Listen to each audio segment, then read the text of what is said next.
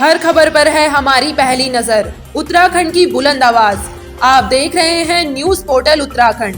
हल्द्वानी पहुंचे उत्तराखंड के शिक्षा मंत्री अरविंद पांडे ने पत्रकार वार्ता करते हुए बताया कि उत्तराखंड के अंदर नई शिक्षा नीति और शिक्षा प्राधिकरण लागू किया जा रहा है। इसके लागू होने से सभी अभिभावक और अध्यापकों को लाभ मिलेगा।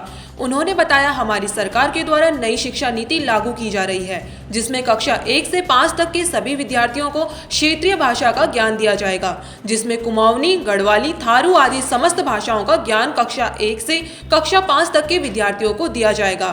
इसके लिए सरकार ने अध्यापकों की नियुक्ति के आदेश भी जारी कर दिए हैं और सभी प्रदेश के स्कूलों में नई शिक्षा नीति लागू की जाएगी, जिससे सभी को लाभ मिलेगा। साथ ही उत्तराखंड की नई पीढ़ी भी अपनी भाषा और संस्कृति का ज्ञान ले पाएगी। यह ज्ञान ही आगे चलकर उत्तराखंड के विकास और यहां से पलायन को रोकने में महत्वपूर्ण भूमिका निभाएगा। सबको लाभ मिले। विद्यालय नियामक प्राधिकरण गठन किया गया है। इससे प्रदेश में हमेशा अभिभावकों की मांग रही है कि प्राइवेट स्कूल हमारा शोषण करते हैं। मैं सेंट्रल गवर्नमेंट को मैं धन्यवाद देना चाहूँगा कि उन्होंने नई शिक्षा नीति का गठन किया और ये नई शिक्षा नीति इस देश की सारी व्यवस्था को बदलने वाली नीति है। उसी के तहत विद्यालय नियामक प्राधिकरण की व्यवस्था नई शिक्षा नीति में प्रावधान किया गया।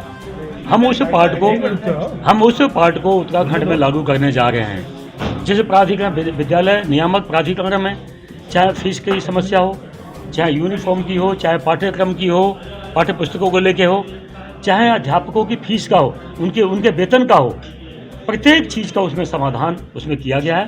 और यह हमारे जो डीजी एजुकेशन है, महानिदेशक, उनके अंडर में इसको संचालित खासकर शिक्षकों की नियुक्तियां किस तरीके से की जाएंगी, क्योंकि विद्यालयों में शिक्षकों की बहुत कमी है। फीस सबसे बड़ी दिक्कत है प्राइवेट स्कूलों। विद्यालय नियामक प्राधिकरण यह फीस एक्ट से कई गुना बड़ा यह प्राविधान है। इसमें फीस से संबंधित जितनी शिकायतें हैं सब चीज़ का समाधान है। और जो स्कूलों में अध्यापक पढ़ाते हैं उनके वेतन का भी किसी प्रकार से कोई धांधली नहीं कर पाएगा।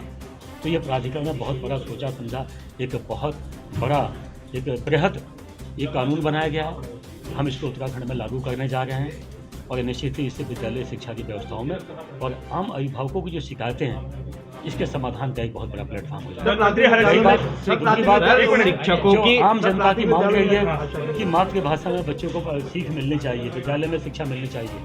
मैं आपको बताना चाहता हूं कि नई शिक्षा नीति में भी मातृभाषा को बढ़ावा देने के लिए जो पाठ को लागू किया गया, हम उत्तराखंड में भी कक्षा 1 से लेकर 5 तक मातृभाषा को बढ़ावा देने के लिए बंगाली भाषा, गुरमुखी भाषा, जौनसारी, कुमायूनी, गढ़वाली, इन भाषाओं में भी कक्षा 1 से लेकर 5 तक हम बच्चों को पढ़ाएंगे, जिसके लिए जहां जैसी आवश्यकता पड़ेगी हम शिक्षकों की तैनाती भी। हर खबर पर है हमारी पहली नजर। उत्तराखंड की बुलंद आवाज। आप देख रहे हैं न्यूज पोर्टल उत्तराखंड।